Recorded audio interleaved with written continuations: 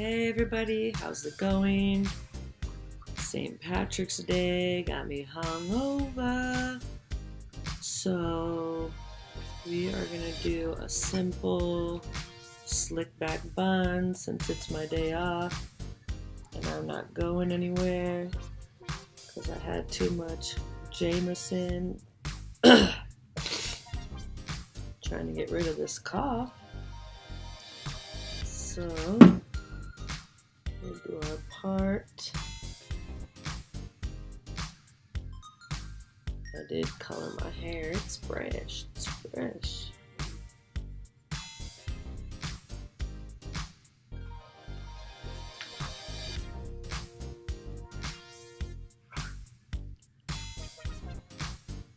And bring it to the side.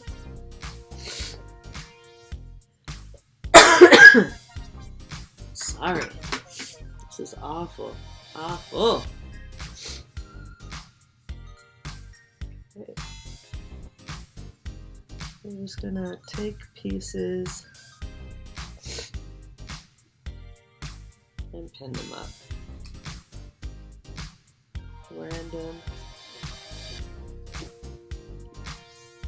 I do everything super random because that's what works best. Randomness.